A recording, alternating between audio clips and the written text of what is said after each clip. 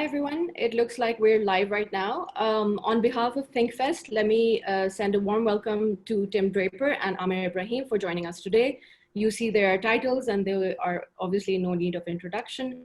So Aamir, what I'm going to do is start with you. What are some of the things that you think that we have done in Pakistan that sort of like match the quality of the stuff that perhaps somebody in the Valley could be doing? That's a difficult one. There are, of course, a lot of differences between how some of the more developed countries in the world can address challenges using technology in terms of testing and quarantining and identifying people who are affected by this thing.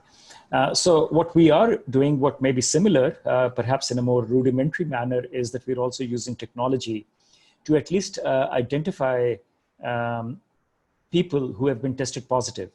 And then in a more rudimentary manner, because not everybody has a smartphone in Pakistan, we do send messages to customers who could have been in contact with others who have been tested positive. So there is a national command and control system here in Pakistan that relies on information from the 4 telecom companies, because in Pakistan, whenever you do take a COVID test, you have to give in your CNIC, which is a ID number along with your cell phone number. So using that data, we are able to identify and perhaps send a warning to others who could have been in contact with them. And that's the rationale behind some of these smart lockdowns that you're beginning to see more and more of. Tim, I want to come to you because now you've heard what it's like really, and I hate to make this like a clash of civilizations thing with, you know, Pakistan being the eastern place with the underdeveloped market and Silicon Valley being like the beginning of where tech started. And we've seen really like there's been a bit of a switch where, you know, the record number of sort of like avoidable deaths that have happened in the US are, you could say, almost as bad as a developing country. So can you speak to that as well about how, you know, an affluent country that Aamir has identified, all the things that that affluence brings with it, has sort of like in a way failed to address those very critical crisis questions that, you know, we are struggling with here? Draper University team had to quickly create an online service to create heroes through our online service, where we normally have it offline. But it actually seems to be working pretty well, and it's nice because people don't have to travel here and get visas and spend all that time, and they get a little bit of a feeling for what it's like to go through hero training. So that has been terrific. Education in general in the Silicon Valley has changed a lot because all of a sudden, all the young parents are having to homeschool because they shut down not just the colleges, they shut down all the grammar schools too. And, and that has made it so that the physical workbook sales have gone through the roof, and as has remote learning. You saw Tim's comments with regard to his confidence really waning when it comes to the markets and COVID. Is that how you feel as well, or you feel slightly more optimistic, as you usually are known as the most optimistic CEO? So obviously one has to be positive, but also be realistic about how can you address what we're going through is certainly unprecedented in terms of scale and impact. An impact not just only from a healthcare perspective, but also economy, and from economy it then goes on to our social behavior and social DNA, eventually our mental health. So it is obviously a huge crisis, I would say. And I do agree that, you know, like sooner or later the healthcare crisis will convert into an economic crisis. It already has, and no country, no matter how rich or how well prepared, will sooner or later start to come under the pressure of the economic well-being of its citizens. And we saw that in Pakistan earlier compared to some other parts of the world, which had the sustenance of going through longer lockdowns. In Pakistan, we went on to a lockdown situation around the 22nd of March, if I remember. And then for the next 2 weeks, we did have kind of a asynchronized lockdown in the country. But yes, I think, and I've also met with the Prime Minister of Pakistan and many of the people who are directly involved in the national crisis handling COVID.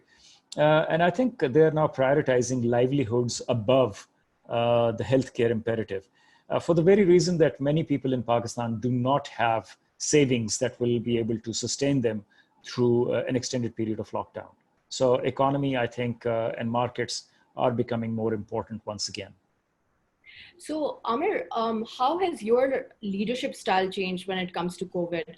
So what we saw, you were one of the leading sort of like digital evangelists in Pakistan, but you're also one of the largest critics. And one of your quotes is that I feel that the smart lockdown is sometimes neither smart nor really a lockdown. And we're seeing that Pakistan has spiked, amongst the top spike countries such as Brazil and stuff. So your role as a leader has really changed. Can you talk to that? So I think crises do test leadership. And I think if you have a good credibility to begin with, you have a chance of survival. If you have poor credibility, you can get destroyed much more easily. And I think other than Jacinda in New Zealand, most of the leaders in different parts of the world have been criticized because they have been inconsistent in their communication, at times unauthentic. So I think one had to address the crisis right at the beginning, not dismiss it as a flu, not divide the country, whether it is in provinces or center or states or Washington, D.C., as the case might be in the US. One had to be consistent. And I think most of the leaders around the world have had their share of criticism. Personally, I think within the organization that I run, we did prioritize the well-being of our employees much earlier. We went on to a mandatory lockdown or work from home even before there was a shutdown announced in Pakistan. And we have prioritized that, and till today we work from home because we are a digital company, and perhaps we could adapt more quickly in terms of providing our services to our customers and also providing the tools to our employees who could then work from home without necessarily exposing themselves to a greater risk of the virus. But times like this, I think communication becomes really important.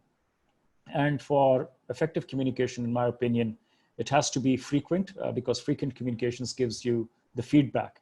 And as always, it has to be authentic and it has to be truthful. And if you rely on those three elements, I think your workforce or your employee base or your whatever your audience is will have a better engagement, because through this communication, even though at times it is one directional, you can communicate elements of empathy. And at times like this, you do want to highlight empathy more than anything else. Talking about empathy, Aamir, obviously ThinkFest has made this live. I would like to request our audience to please, underneath the comment section, ask your questions. And I want to ask a specific question of our audience and kind of poll them. Can you tell us what you've done with the National Incubation Center with Jazz Accelerate, and what you think the dominant technologies of this post-COVID world will be? Because although so many industries have gone down, the food industry has come up, the digital other industries have come up. So speak to that, and the organization has done some work in startups for that. So, about 3 years ago, we partnered with the government of Pakistan Ministry of IT, and we created a National Incubation Center that we are running along with our partners. And the whole idea was to accelerate idea generation and to give the youth and some of the smarter brains in the country the opportunity to solve problems that will impact many, and to also create an alternative path out of college into a more entrepreneurial and enterprising environment. So those were basically the driving forces behind us setting up this incubation center. And now we are, I think, on our 6th cohort. So we are moving ahead with it. A number of business ideas have seen the light of the day. They're getting investments, they're getting funding, and they've moved on from. So अगर आपने Aamir 3 identify करने होते, जैसे अभी I'm going to go to Tim and ask him for the sort of 3 he's going to be investing in as a VC. So what are your top 3 areas? EdTech, AgTech, whatever. What are those? Yeah, I have a bias towards fintech because I think in a country like Pakistan, the next big revolution is going to be enabling people to transact electronically using their smartphones or their mobile phones, even if they're not smart. And I think that's what's been missing in Pakistan for the longest time. So I see the same kind of revolution happening in payments, in savings, in financial well-being, as we saw in telecom almost about 2 decades ago. And 2 decades ago, like not many people were connected using a phone or having a computer, which we will now call a smartphone. So with only 20% of the adult population of Pakistan having access to a financial instrument and having to deal or forced to deal with cash with all of its imperfections, especially these days when it can be a carrier of germs, I think the next big revolution in Pakistan is certainly payments. And that's the area where I would invest disproportionately. And that's where my focus is. In addition to that, of course, there is obviously EdTech, which again becomes extremely important in a post-COVID world. And what we're seeing right now is that there are about close to 1.6 billion students out of classrooms. And in Pakistan, close to about 50 million students, like 25 million of them didn't really have any access to begin with. They were out of school. But now the COVID crisis has magnified or doubled the intensity of kids who are now stuck at home, and they need to be provided with an alternative on how they can get educated. Because, being out of classroom is not just going to be 6 months. Depending upon what stage we take the kids out of classroom, it is going to really stunt their mental growth. So it's imperative for us as solution providers and for the government to think about ways on how we can engage our students yet again using technology. So fintech and edtech, I'm more partial to, but then of course there are many other areas. So Tim, I want to come to you about, you've actually been a little controversial when it comes to edtech. You've graduated from some of the best colleges in the world, Ivy Leagues, actually both of them, and yet you feel very strongly that they're a waste of time and they're a waste of money, and they make middle-class people put a premium on education when really all you need is boot camps for 2 weeks or so or more, and you want to teach students project-based learning. So obviously there's EdTech with Draper University. What are the 3 other areas you would like to zero in into? No, I went to Stanford and Harvard Business School, and I look at it and I say, right now, I think you can get a better education just online. You can learn to do no-code coding in a snap. You can learn all of the classics. There's so much you can do online. So most of what schools are going to be are like housing for young people to go gather and get to know each other. Couple of other things that have happened because of COVID are people tried new things, and because they were trapped in place. So a lot of people started to use VR goggles. A lot of people got Bitcoin wallets. A lot of people tried remote medicine because they realized that they couldn't go to the hospital. And all of these are major breakthroughs.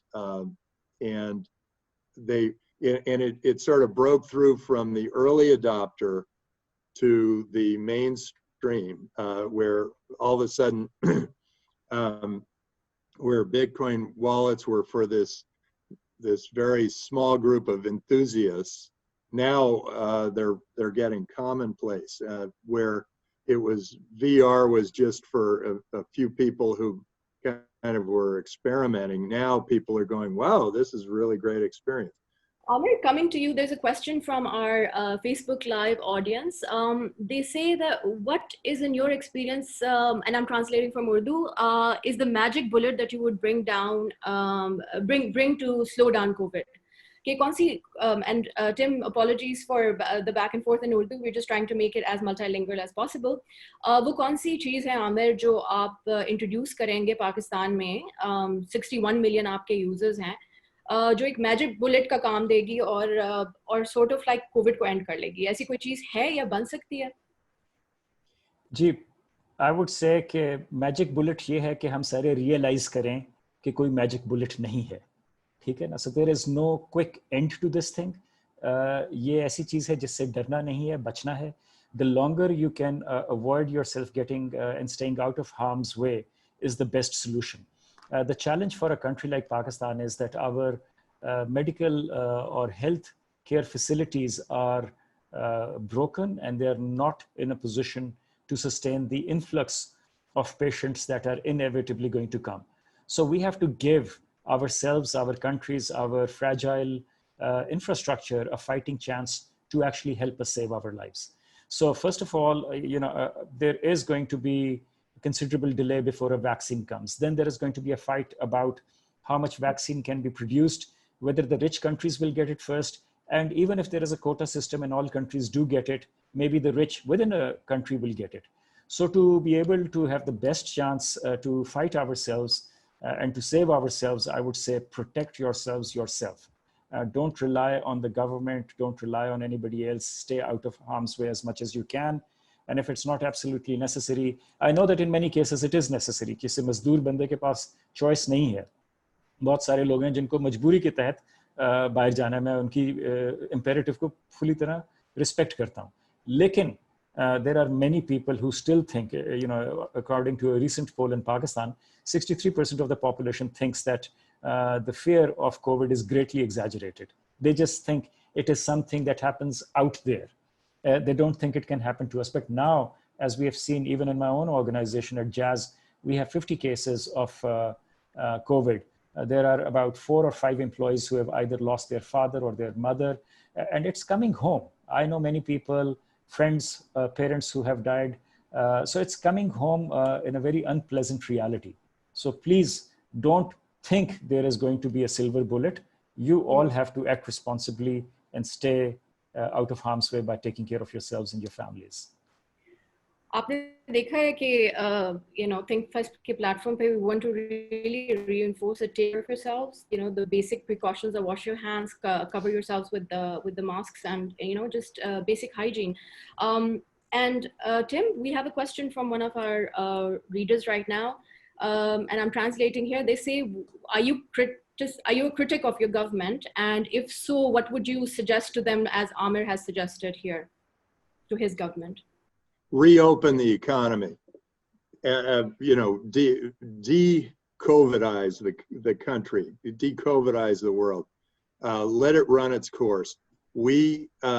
I think we have done so much more damage by shutting down the economy than we ever would have had from the COVID coming through the population. I think educating a population, if you're at risk, stay inside, maybe do some of these, be a little bit more careful. But boy, we've got to live our lives now. We got to get back into business. We have 31 million people unemployed in the US, and there are probably 300 million unemployed around the world, all due to COVID. That is, first, you talked about the separation of rich and poor.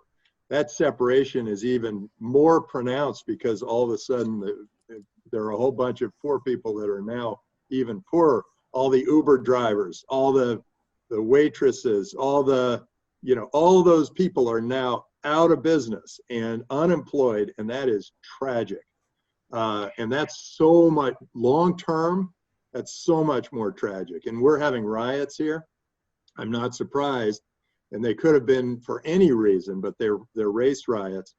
But the place was a pressure cooker. If I had a magic bullet, I'd say reopen everything, forget about COVID, run your life, get going, travel, go to restaurants, hug people, do all the things that you should be doing. Because I think we've got a real tragedy on our hands, and it's coming, and we got to cut this. The sooner we cut this, this careful, weird, fear-based world, and get to the free market and the open and the brave new world, I think the better off we're all going to be. Tim, following up with that, what do you think that the Trump government has really done wrong? I mean, specifically, if you speak to that, because yes, our numbers are obviously like really spiking, and we did see, I mean, it's kind of not an anomaly to see in a developing country people not believing the government because there's low trust. But even in the US, people are out protesting because they feel like their freedom is being hinged because of the lockdown. So speak to that as well. I think governments don't, people who are in government think that they need to tell everybody what's best for them. And I think they're just wrong. I think people know best what's right for them, for themselves. Government should educate. They shouldn't regulate. They shouldn't tell us all what we have to do.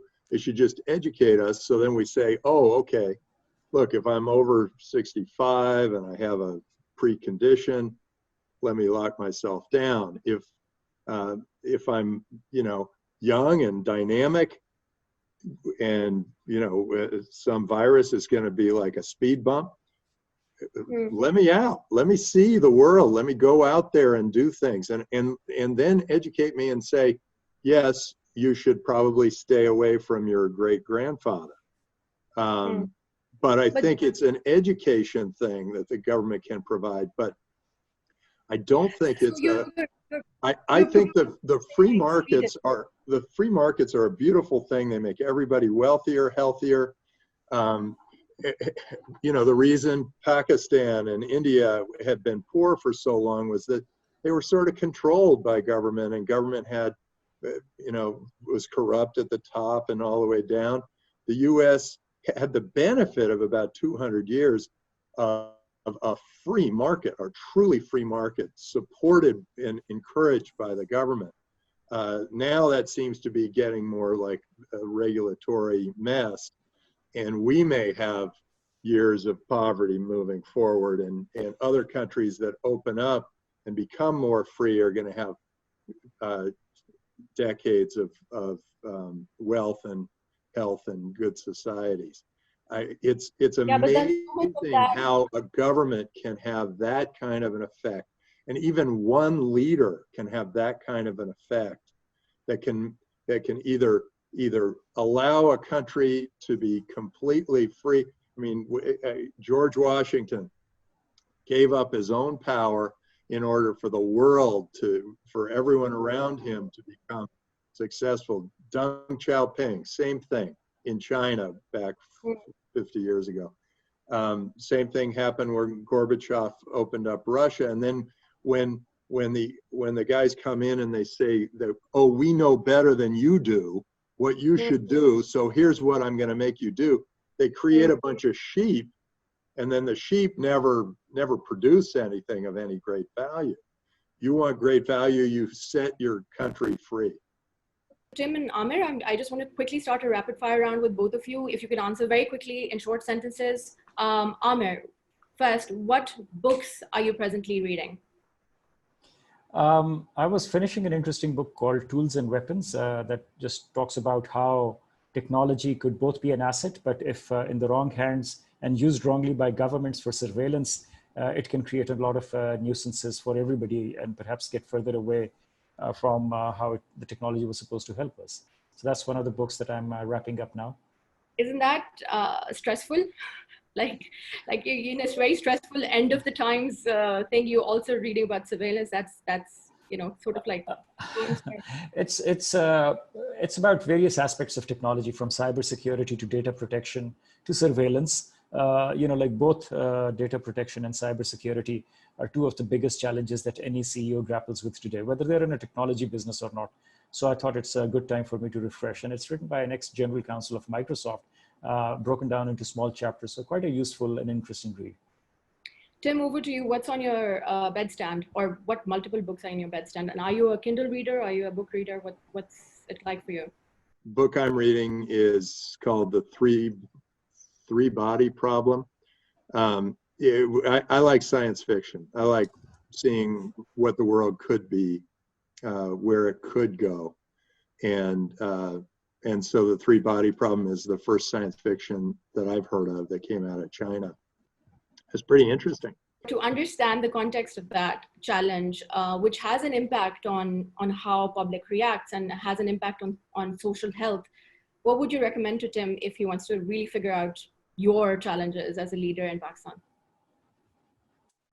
So Pakistan is a multicultural, multidimensional country with lots of interesting opportunities and dismal missed opportunities.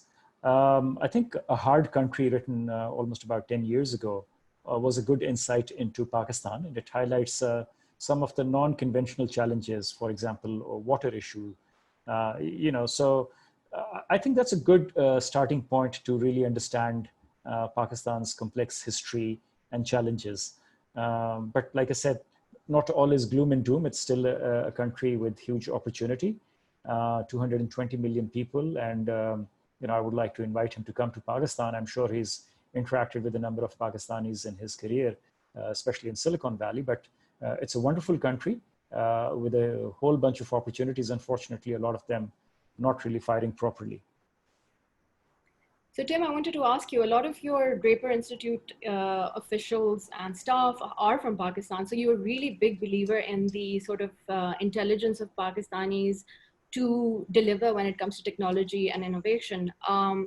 Would that be of interest to you, as Aamir said? Like, would you accept his invitation, and would you be happy to, be hosted by the National Incubation Center and Jazz Accelerate? Yeah, I have never been to Pakistan, but many of the people who work with me are Pakistanis and really driven, brilliant, hardworking Pakistanis. So I'm looking forward to coming at some point. Tim, the next question for you is, if you had $1 billion, this comes from a user from a remote area, what areas would you invest in if you invested in our startups? And this is one of the startups that we host in NIC. Places I'm liking right now are the technologies around Bitcoin, blockchain, smart contracts, and the technologies around artificial intelligence, machine learning, and surveillance. You start putting those things together, those technologies together, and you can transform the insurance business, which transforms government. You can transform finance, real estate, healthcare. Any entrepreneur who's using those really interesting technologies in some combination to go after those industries that are so big, those are going to be the big opportunities, and that's what I'm going to be looking for. So I'm hoping, and I'd be happy to go through, if you've got 130 startup companies, and if you've got quick summaries of each, or send me a bunch of videos, 20-second videos of each or something, I'd be happy to go through and see if there are any that look like a good fit. And I will invest anywhere. I've invested in 70 or 80 different countries. Aamir, what would you say to Tim regarding his investment ideas? You've heard his thoughts. Any challenges to how he thinks, or do you think that those are realistic in the future? I mean, what's your take on that? That Tim, of course, is a serial investor with a lot more experience. I run a bigger organization, so the mindset is different. But eventually, I think both of us perhaps value the people behind the ideas. So it's not just an idea in isolation, but who's the person running with the idea, the amount of energy, commitment, grit that individual has. So, as they say, invest in the person, not necessarily in the idea. That, coupled with the fact that I've identified 2 or 3 areas in Pakistan, which I think are there for the taking, especially in fintech, payments, moving from cash to non-cash, and also working to help provide education to the 25 million students who are out of Pakistan, out of schools. How can technology fill that gap? So I think those are 2 of the bigger areas that I would invest in Pakistan. So absolutely, Tim, what Aamir said about, using a very large platform in terms of numbers for benefit is like, we hosted a COVID special hackathon, which led to 3 really brilliant ideas getting quite well invested in, and we will link them underneath below as well. There's a question for you that basically says,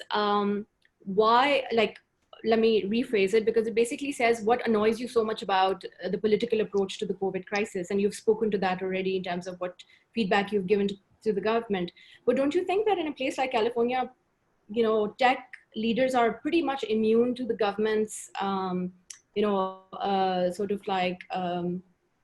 meddling, so to speak, if you talk about from a regulatory perspective, whereas in a place like Pakistan, really, you kind of, you have to bow down to it. You have to kind of get to it. So are you relatively free from the regulatory hassles that we face here in Pakistan?